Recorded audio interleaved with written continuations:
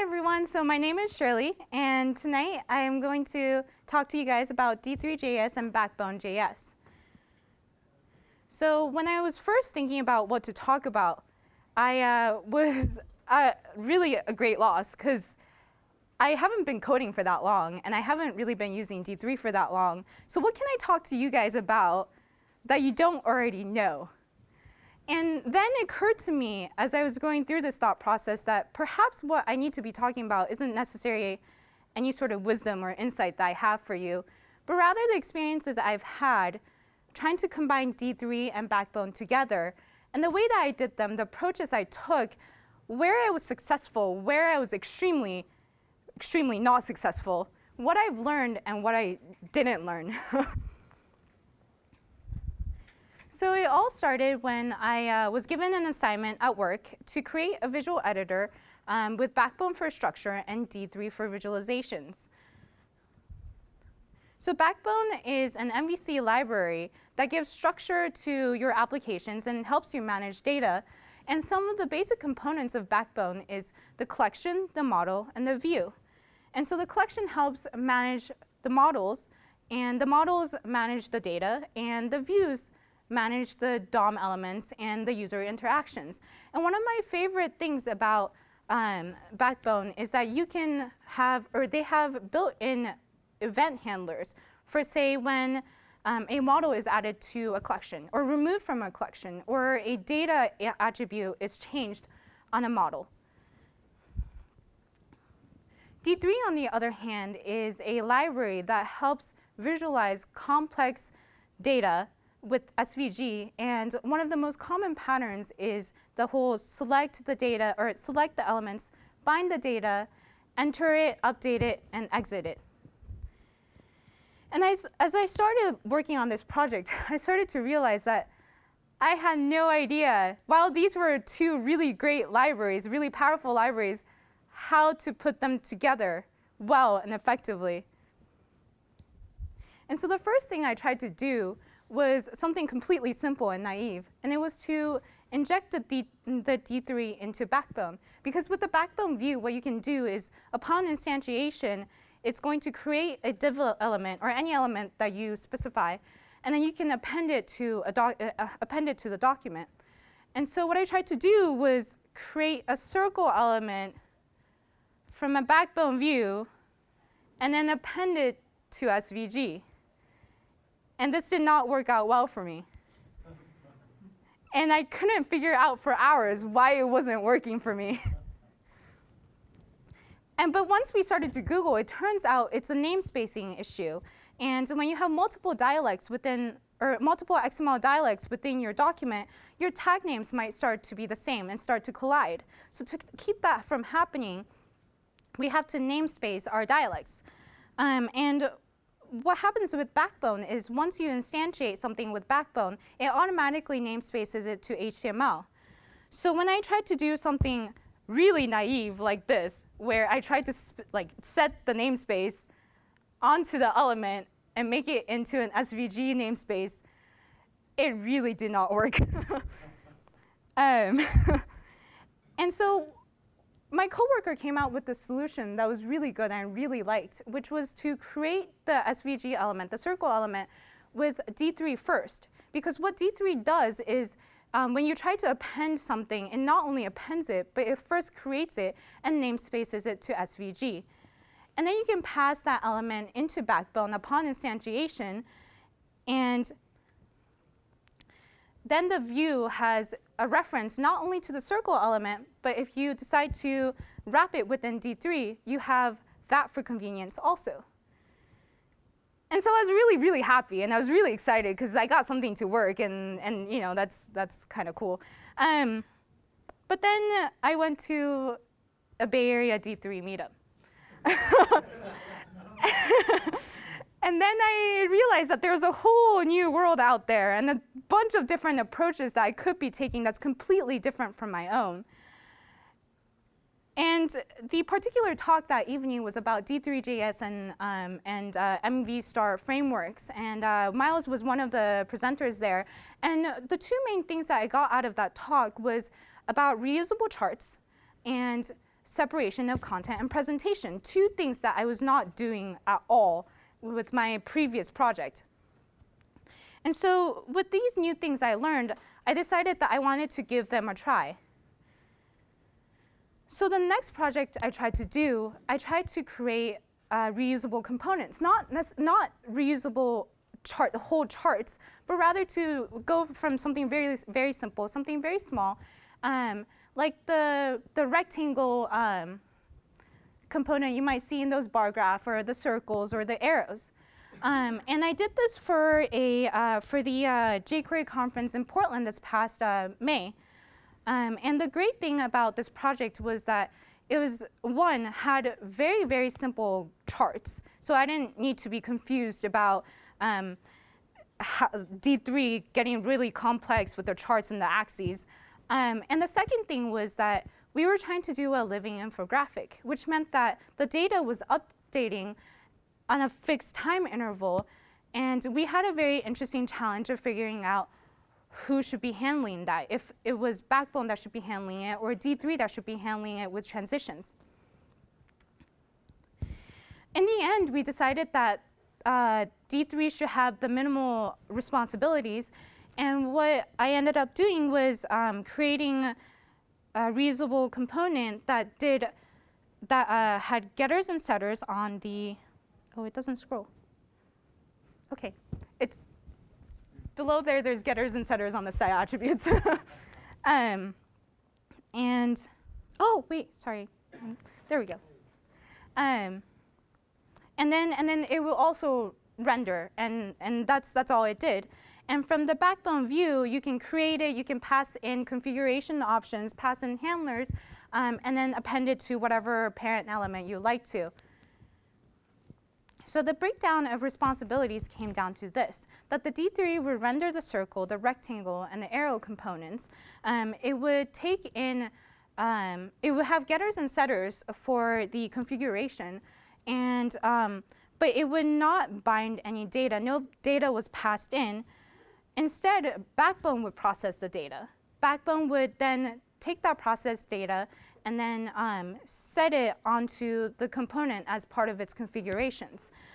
And when the data was changed, instead of, say, using D3 transitions, what we did was we wiped out all of the components and re-rendered them. And so there was a lot of things I really liked about this project and what I learned from it. And one of the things was that I really liked the abstraction. And the fact that the abstraction allowed me to potentially very easily swap in and out different visualization and MVC libraries. And they also provided for a lot cleaner and more readable code. And while there were things that I liked, I realized also that I wasn't really taking advantage of D3 functionalities, like being able to bind data to the DOM. Being able to transition those elements between, being able to transition them, and instead I was handling it all from Backbone. So keeping those in mind, I decided to do another project. And this time, instead of reusable components, I decided to try and do reusable charts to try and do the transitions from D3. And the project I chose is Rage Cage. And I'm not sure how many of you guys are familiar with this, but Rage Cage is a drinking game. And there's basically 2 ping pong balls, and there's a bunch of cups in the middle of the table, and there's beer filled in those cups, and then you're supposed to, like bounce a ping pong ball into it, and then pass it around, and then if someone's too slow, you stack the person left to you, and then so if you're not good, there starts to be a lot of drinking, and it starts to get really intense, and my friends and I are kind of really competitive. So there starts to be a lot of yelling, and there starts to be a lot of drinking on the players that aren't as good, and a lot of cuss words going around the table. And we found that some of our friends are not a fan of this. So we decided one night to turn it into a spectator sport. And we started taking bets. So the players or the friends that weren't playing would bet on the friends that were playing and they were betting on who they thought would lose. And then because we had a really awesome bookie, she started to write down how much each person was drinking. And then I saw the data and got really excited and decided that it was an opportunity for visualization and an opportunity to try and create reusable charts. So I decided to make and embarked on this journey to make this application to visualize stats for each of the games, and also potentially in the future allow for input for new games. And while I was very excited about this whole thing, I soon got really stuck again. And the reason was that I couldn't figure out what should be doing what. So if my Backbone view was to pass in data and then to have it render our chart with D3, would that chart then, like render its child components and pass it back to Backbone for reference? And then it got really complicated, but essentially, I couldn't figure out what should the Backbone view be doing, what should the D3 be doing, and where should I be managing all of this data? And then I had a really good talk with Ian, one of the organizers of the Bay Area D3 meetup group. And he talked to me through this, and then I started to realize that my problem lay largely in that really annoying blue circle of overlapping functionality between D3 and Backbone, in the sense that they both tries to manage data. And I was trying to let both of them manage my data, and I was getting a lot of confusion. And then he just suggested, why don't you just let each of them do what you like them to do?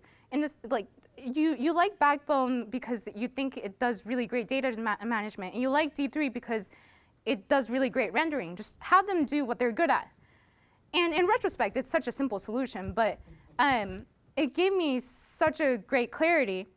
And I came up with this division of responsibilities, then this new division of responsibilities where now Backbone still processes the data, but it passes in the data to D3, and the D3 binds the data and renders the chart. And Backbone does the same thing to the components. It passes in the data and asks D3 to render the components. And when there are changes in the model, it updates and reprocesses the data and asks for D3 to rebind the data and transition everything. So then the structure starts to look like this. And I really liked what was going on here, which was that the Backbone views, instead of being views in the traditional MVC sense, started to act more like the controller. And the Backbone model was still the model that passed in that passed data to the view. The view would process the data, and then that view would give the data to D3, which was now acting like the view. And so this is the result of my very humble result of what I was trying to do. You can see that there are the bettors on the left and the players on the right, and you can tell that Tony lost this first round and drank a lot, and everybody did not bet on Tony, so then they all had to drink. And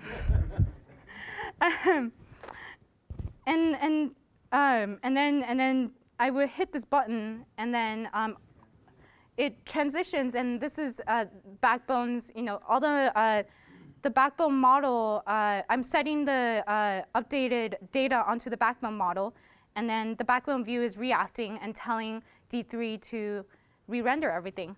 So then you can see that Joanne actually bet right this time around, and then everybody else had to drink. And then I lost this round, drank a lot, and then everybody had to drink this time around too. So it's been a really fun learning process, and I learned a lot, and there were like a lot of people helping me out along the way, and I like what I've come up with at the very end of this all. But I also realized that there's a lot of different other approaches and a lot of better approaches also. So I would love to talk to you guys about what you've done, what approaches you've taken, where you've gotten stuck, what solutions you may have come up with. And I wanted to thank you guys for coming and listening and potentially having this conversation.